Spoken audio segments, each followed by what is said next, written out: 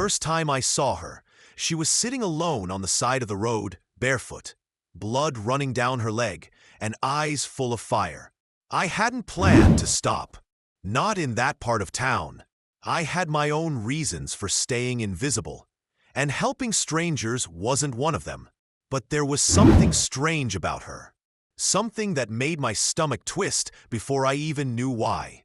It wasn't the blood, or the bruises, or the busted lip. I'd seen worse.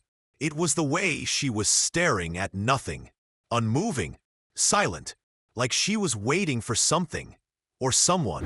I slowed my car. Just a little. Just enough to look. That's when I saw it. Hanging from a thin silver chain around her neck was a charm. A rusted, jagged piece of copper in the shape of a flame. My heart stopped. It couldn't be. That symbol. I hadn't seen it in 7 years. Not since the night I was supposed to die in a fire that consumed everything but me. And the man who pulled me from the wreckage? He had the same flame symbol burned into his palm. He never gave me his name. He only said one thing as I slipped into unconsciousness. When the fire comes for you again, save her. I never understood what he meant. Not until now. Because that girl sitting on the curb, with blood on her knees and the fire still in her eyes, was wearing his symbol around her neck like a warning. Or maybe a signal. I pulled the car over, got out, walked toward her slowly, unsure if I was helping a stranger or stepping into something I wasn't meant to survive. She didn't look up. She didn't run. She just whispered something I'll never forget. They said you'd come. 7 years ago, I was supposed to die. Not just disappear. Not just vanish quietly into a new life. I mean really, truly die. Bones turned to ash, lungs full of smoke, no face left to identify. That kind of death. And if fate had been left to play out naturally, that's exactly what would have happened. But fate got interrupted. It was a motel fire. A cheap place off Highway 89. I wasn't supposed to be there that night. I'd changed plans last minute, ducking out of town to avoid some people I owed money to. I figured it was safe enough, quiet enough, until the screaming started. Someone had poured gasoline through the back windows while I slept. I never saw who. I woke to the smell of my own death. Thick black smoke. Fire dancing along the floor. The door was jammed, the window welded shut from years of heat and neglect. I remember punching the glass with my fist over and over until it cut me open, until everything blurred red. And then suddenly it was gone. The smoke, the fire, the noise. Like someone had paused the nightmare. There he was. I still remember the man's eyes, gray like storm clouds, calm like still water. He had a shawl over his mouth and a jagged burn on his left hand. That burn, shaped like a flame, glowed even through the soot. He didn't say much. He just smashed the frame open, pulled me out, and dragged me into the gravel behind the building. I was barely conscious. My lungs were shot, my head spinning. But I'll never forget the way he looked at me, like I was something fragile or maybe cursed. "You're not meant to die yet," he said. "But when the fire comes again, save her. That's all. No name. No questions." He wrapped my wounds with something from his coat, then vanished into the night before the first fire truck even arrived. I tried to find him later. Asked around. Posted about him online. Nothing. Like he'd never existed. Eventually, I stopped searching. I figured I'd imagined it. Just some hallucination born out of trauma. The pendant was the only thing left behind. I found it clutched in my hand when I woke up in the hospital. A small, flame-shaped charm, old and tarnished. I kept it locked away in a drawer for years. Until yesterday. Because yesterday, I saw that exact same pendant hanging around a girl's neck. And now, here I was again, standing over the same fire I thought I'd escaped. This time not alone, not unsure. The moment she whispered, "They said you'd come," something inside me snapped awake. I didn't ask who they were. I didn't ask why she was bleeding or what she meant. I just picked her up carefully and opened the passenger door. She didn't resist. Not once. She sat silently beside me as I drove, her breathing shallow, her hands tucked under her arms to stop the shaking. She still hadn't told me her name. I didn't push. I figured I'd earned her silence, just like she'd earned my attention. Some part of me wanted to turn around, just drop her off at a hospital, let someone else deal with it. But that voice in my head, the one I'd ignored for years, was louder now. When the fire comes again, save her. It wasn't a metaphor. It was a prophecy. And I had already failed once to understand it. I wasn't going to fail again. So I drove through the night, deeper into nothing, with a stranger beside me and a promise from a ghost burning in my chest. I didn't know where we were headed. I didn't know what I'd have to face. All I knew was that this time, I wouldn't run. We'd been driving for over an hour before she said anything. The road stretched on like a scar across the desert, empty and humming. The headlights cut through the dust, and the radio was dead, had been for years. It was the kind of silence that doesn't feel peaceful, just unfinished. She finally spoke when we passed a broken sign that once pointed toward an old mining town. Her voice was quiet, rough, but steady. "Do you still have it?" she asked. I didn't need to ask what she meant. I reached into the glove compartment and pulled out the pendant. The same flame-shaped charm I'd kept locked away for years. It felt heavier now, warmer, like it knew its purpose was back. She didn't touch it, just looked at it, then nodded. "It belonged to him," she said. "My brother." I gripped the wheel tighter. So it was true. "The man who pulled me out of the fire," I said. "That was your brother?" She looked out the window, her profile etched by the moonlight. "His name was Darren. He said someone was going to die in a fire that night, and it couldn't be you." I didn't speak. What do you say to someone whose sibling traded their life for yours? She continued. "He had dreams. Not just the normal kind, the ones that stuck. He used to say he could feel things before they happened. My mother called it a curse. He said it was a warning system." I glanced over. "Did he tell you what would happen after?" She shook her head. Only that one day, the fire would return, but this time, it wouldn't be his to fight. We drove in silence again. My heart thumped slower now, but heavier, like it was full of iron. "I'm sorry," I said finally. "For everything." "You didn't do anything wrong," she replied. "Exactly." That hung in the air for a while. She pulled her knees up to her chest and rested her forehead on the glass. After another 30 miles, I pulled over near a battered gas station that hadn't seen a customer in a decade. I killed the engine and turned to face her. "Who hurt you?" She didn't flinch. "There's a group," she said. "They call themselves the Ash Line." The name alone made my jaw tighten. "They take people," she went on. "Mostly girls. Mostly young. They don't all make it back. And you?" "I escaped 2 nights ago." I leaned back in my seat. "How?" She looked at me, and for the first time, I saw the fire behind her exhaustion. "I burned their food trailer," she said simply. Locked the door. Walked out while they ran around screaming. I let out a breath I didn't realize I was holding. "Jesus! They took my sister," she added, almost as an afterthought. Everything inside me went still. "She's younger. 14. Name's Eva." Her voice cracked on the name, just slightly, but she didn't let it break her. She cleared her throat and kept going. "They separated us 2 weeks ago. Said she was more valuable. That's what they called her. Like she was an item on a shelf." I clenched my fists. "Do you know where they took her?" I asked. She nodded slowly. "They have a transfer route. Every new girl gets moved to a holding zone before being distributed. That's their word, not mine. My mouth went dry. I'd heard of these kinds of operations before. Rumors, whispers, horror stories. But I'd never seen it this close. I'd never had names, faces, details. Until now. I memorized the route, she said. They use back roads and abandoned rail lines to move people. Avoid detection. Where's the next stop? There's a rest depot about 50 miles from here, she said. Eva's scheduled to pass through there tomorrow night.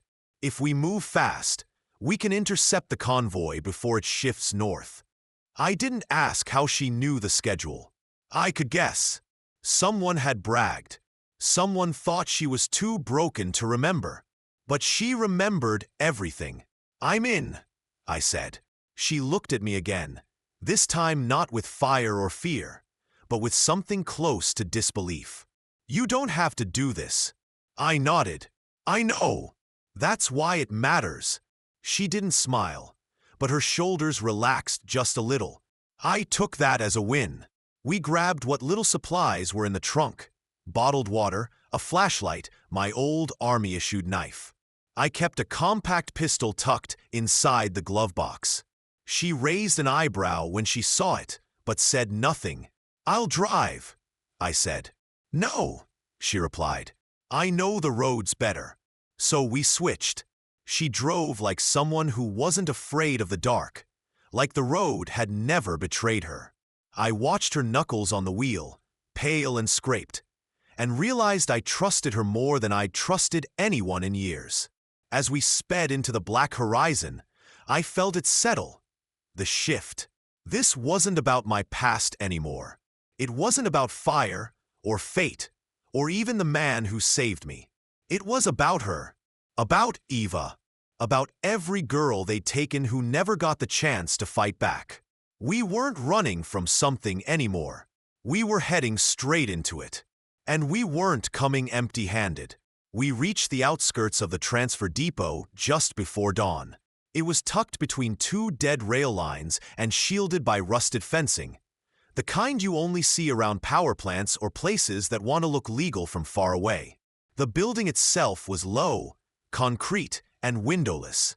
No signs, no logos, just a loading dock in the back and tire tracks all around the dirt perimeter. She parked behind a collapsed billboard, and we crouched low. This is it, she whispered. They stop here before heading north. How many men? I asked. Usually 8, maybe 10. They bring in the girls in 2 vans, keep them in the back while paperwork's processed. Her voice caught slightly on the word. I scanned the area. You're sure they haven't come through already? She shook her head. They travel overnight. If we're lucky, they'll arrive after sunrise. That gives us maybe 30 minutes to prepare. We moved quickly. There was a long ditch behind the back fence, overgrown with weeds and lined with broken bottles. We crossed it on foot, sticking to shadows. The fence had been cut at one corner, the edges still curled outward. Someone had been through recently. I used that to escape, she said. The hole. They never fixed it. We slipped through the gap and pressed ourselves against the rear wall. The building smelled like oil and bleach. Beneath that, something worse. She pointed to a ventilation grate near the ground. I crawled through there. It connects to a hallway inside. Old maintenance route. No cameras. No locks. You remember every detail. She met my gaze. I had to. I nodded. Let's get eyes inside first. She knelt, lifted the grate carefully, and we slid through the narrow opening, hands scraping against cement. The air was damp and metallic. The space opened into a tight corridor lined with flickering bulbs and peeling paint. Old maintenance tags were still taped to the walls, faded and forgotten. She led confidently, memorized turns guiding us forward. We reached a small side room filled with broken chairs, dusty crates, and a cracked security monitor. She pointed.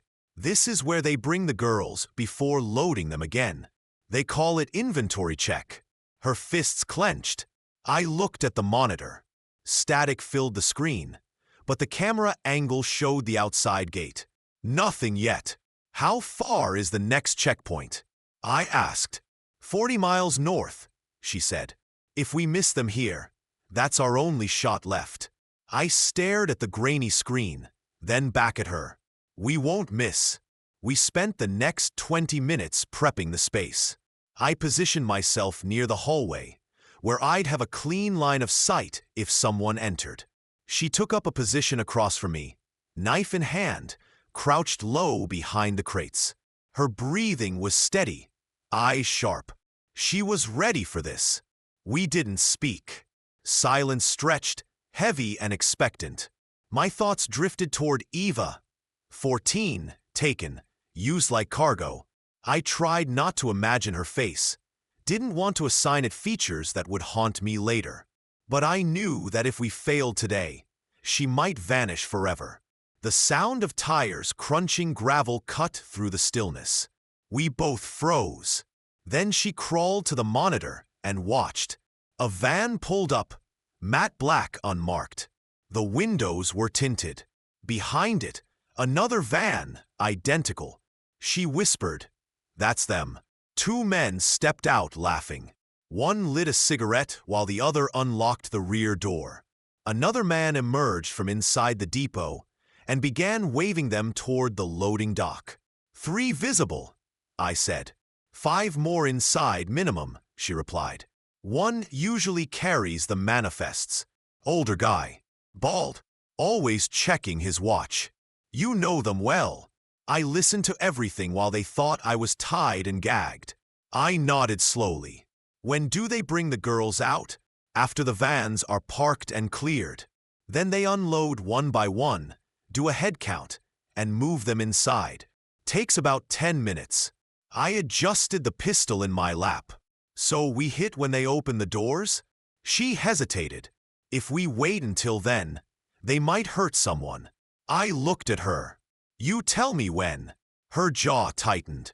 She stared at the monitor like it was showing her every wrong turn of her life. Not yet, she whispered. Wait until they're distracted. The bald one always shouts.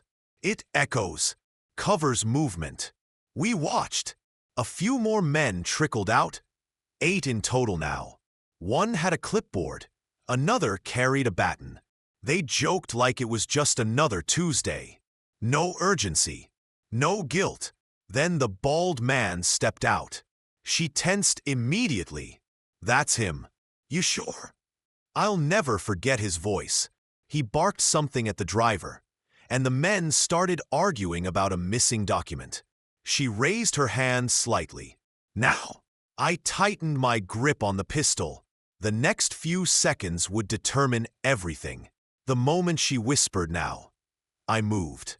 She slipped through the crates like smoke while I crept down the hallway, gun in hand, heart thundering like it was trying to escape my chest.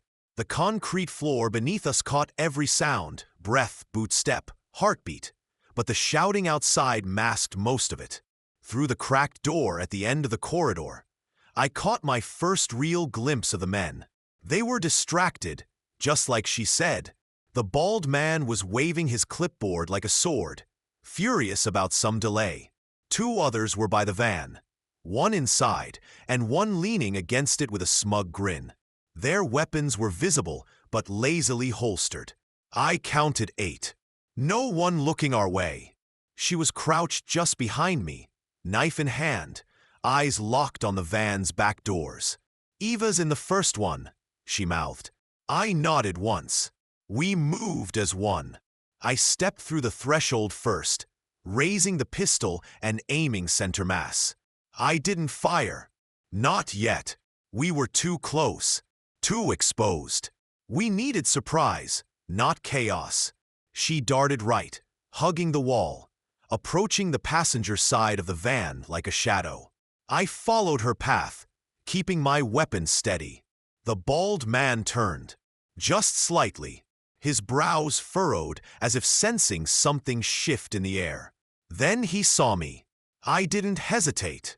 One shot, clean through the shoulder.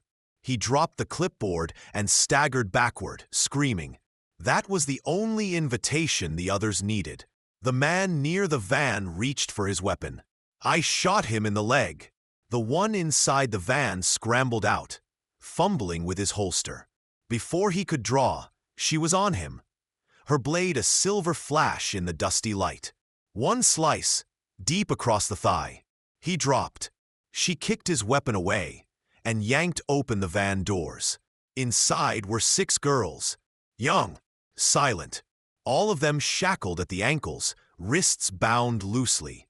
Their eyes flared at the light, then at the chaos unfolding. "Eva!" she shouted. A girl near the back lifted her head, eyes wide. "Sarah?" They reached for each other instantly. I covered them as she cut Eva free, then moved down the line, slashing rope after rope. The girls didn't cry, didn't scream. They just moved, fast, efficient, like they'd been waiting for this moment with every breath. Gunshots cracked behind me. 2 more men were charging from inside the depot, weapons drawn.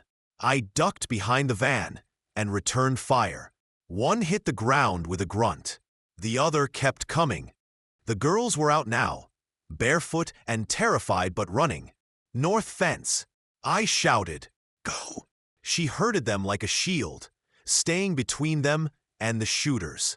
Eva stumbled but kept moving, hand gripping her sister's shirt like a lifeline. The second shooter closed in. I caught him in the shoulder, but he didn't drop. He roared and lunged toward me with a knife. I barely dodged the first swing and slammed the pistol into his jaw. He staggered, dazed. That's when she struck Sarah, leaping onto his back and driving her blade between his ribs. He gasped, fell to his knees, then crumpled. I pulled her off him just as another burst of gunfire raked the air behind us. More were coming. We ran. The north fence was 20 yards away. Beyond it, the ditch. Beyond that, freedom. I fired behind us as we ran, hoping to slow pursuit. The fence loomed, rusted, bent. The girls reached it first and scrambled through the hole she'd escaped from days ago. One by one, they disappeared into the ditch. Eva hesitated. Sarah pushed her forward. The last 2 girls slipped through. Then Sarah turned and grabbed my hand. "We have to go," she said. I glanced back. 4 men charging. Guns raised. We dove through the hole. Bullets hit the chain link, sparks flying. One grazed my sleeve. Another ricocheted off the steel frame. We hit the ditch hard, rolled, and crawled out the other side. The billboard. The car. I clicked the key fob in my pocket as we ran. The doors unlocked with a loud chirp. The girls piled into the back seat. Sarah shoved Eva in beside them and slammed the door. I jumped into the driver's seat and started the engine just as bullets tore through the billboard behind us. I floored it. The tires screamed. Gravel kicked up behind us like smoke. One of the men fired again. The back windshield cracked, but held. We hit the road doing 50 and didn't slow down. Nobody spoke for the first 5 minutes. I checked the mirror. No headlights, no tail, just darkness swallowing the depot. Sarah turned in her seat. "Everyone okay?" Soft murmurs, nods. Eva was crying silently, clinging to her sister like she'd never let go. I reached into the console and handed Sarah a bottle of water. She took it, cracked the seal, and gave it to Eva. The girl drank like her life depended on it. We drove for hours without stopping. When the sun finally crested the horizon, the girls were asleep in the back, curled against one another like a single body. Sarah stared out the window. "You okay?" I asked. She didn't answer right away. Then, softly, "He told me I'd meet someone. My brother." He said when the fire came again, there'd be a choice to make. Save her, or let it all burn. I glanced at her. "You made the right choice." Her eyes were glassy. "We're not done yet." I nodded. I know. We didn't drive all the way back. Instead, we stopped near an abandoned sawmill about 20 miles north of the depot. The place was dead. Rusted machinery, shattered windows, and sawdust frozen in time. It sat in a gulch just off an old truck route that hadn't seen traffic in years. Perfect for what we needed. The girls stayed inside the mill's main office, tucked behind filing cabinets and overturned desks. I boarded up the windows and rigged the hallway with noise traps, just enough to give us a few seconds warning if someone came through. Sarah stood watch at the rear window, her knife always close. She hadn't slept, hadn't eaten, but didn't complain. I recognized that look, purpose hardened by pain. Around noon, I stepped outside and walked toward the edge of the hill. The road curved below, the gravel pale against the trees. She joined me a minute later. "They'll come," she said. "I know. They never leave witnesses." We stood in silence. The air was still, heavy, like it had stopped breathing with us. "You sure about this spot?" I asked. She nodded. "One road in, one road out. Choke point at the bend. I used to play here when I was little. Knew we'd end up back here one day." I didn't ask what she meant. Some truths don't need explanation. We spent the next few hours preparing. I took position on a rocky ledge above the road, rifle loaded and sighted. Sarah set traps near the tree-line. Thin wire across the ground, broken glass under the leaves, sharpened steel hooked to branches. When we finished, we waited. Dusk fell like a curtain. The world turned gray and quiet. Then came the dust. I spotted the movement first. 3 SUVs barreling up the road, black paint dulled by dirt. Their engines growled low, headlights dimmed.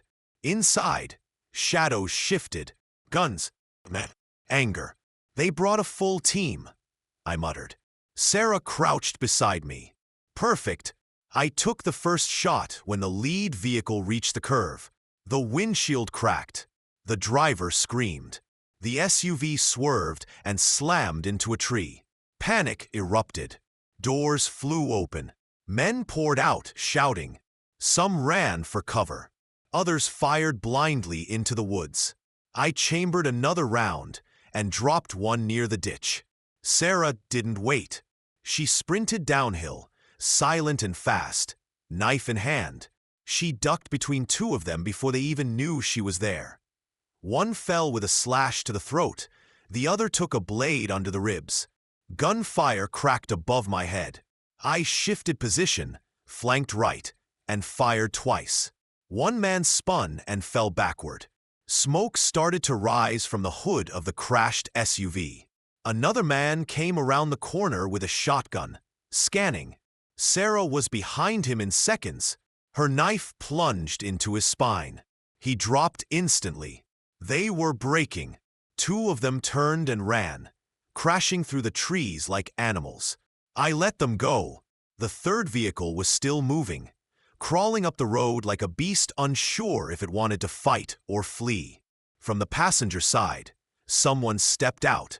The bald man, the same one from the depot, arm in a sling, rage in his eyes. He scanned the carnage. "You?" he hissed when he spotted Sarah. "You don't know what you've done." She stepped into the open. "I do," she said, "and it's not finished." He raised a pistol. So did I. But I didn't fire. "Not yet," he sneered. "You think this ends with me? We are everywhere. Cities, borders, shelters. You think saving one girl makes a difference?" Sarah stepped closer. "She's not one girl. She's my sister." He aimed higher, furious. "You're just like your brother, delusional." That was the mistake. She froze. "You knew Darren?" He smirked. "He tried to stop us. Got burned for it." Then he laughed. That's when I fired. The bullet caught him just under the collarbone. He spun, dropped his gun, and collapsed to one knee, coughing. Sarah was on him before he could recover. She didn't scream. She didn't rage. She knelt beside him, looked him in the eye, and whispered something I couldn't hear. Then her blade moved once, precise, clean. He stopped moving. The forest went still. Only smoke and wind remained. Sarah stood slowly, wiped the blade on her jeans, and looked up at me. "It's done," she said. We buried the bald man beneath the tree line. Far from the road, and even farther from the world he helped poison. No prayers, no words, just dirt and silence. That was all he'd earned. By dawn, the smoke had cleared. The air smelled like ash and pine. The wind ran soft through the leaves, and for the first time in days, there were no footsteps chasing us. Sarah stood over the grave longer than I did. Her knife was still in her hand, but the grip was looser now, like she wasn't holding on to a weapon anymore, just the memory of why she had needed it. When she finally turned back to me, her eyes looked different. Not softer, not healed, but lighter. "You think they'll come looking?" she asked. I shook my head. "Not anymore. They'll cut their losses, erase the depot, rewrite the story." She nodded once. No illusions. We returned to the sawmill slowly. The other girls were waiting, huddled near the rusted machinery. Eva saw Sarah first and ran, arms wide, crashing into her with all the force of a life just beginning again. I watched them hold each other like the world was new. The others followed. One by one, they stepped forward, eyes cautious but hopeful. No words, just contact. Small touches, shared tears, the beginning of something like safety. I gave them time. When the sun reached its peak, I approached Sarah near the old office door. "We'll need to move," I said. "I know a contact 2 towns east. Safe house. No names. Just keys and time." She glanced at Eva. "Will they be okay there?" "They'll be invisible." She nodded. I reached into my coat and pulled out the flame pendant, the one her brother had left behind. I held it out. She looked at it for a long time. "You should keep it." "No," I said. "It was never mine. I was just borrowing it. The fire started with him. You carried it farther than he ever could." Her hand trembled slightly as she took it. "I don't know what happens after this," she whispered. "Neither do I said. "But you'll know where to start." She offered the smallest smile, then turned to the others, gathering them, leading them. When they left, I didn't follow. I stayed behind, watching the old road curve out of sight, watching the dust rise under their steps, then fade. And for the first time in 7 years, I felt something settle inside me. Not peace, but purpose. Some debts can never be repaid, but some are worth dying to honor.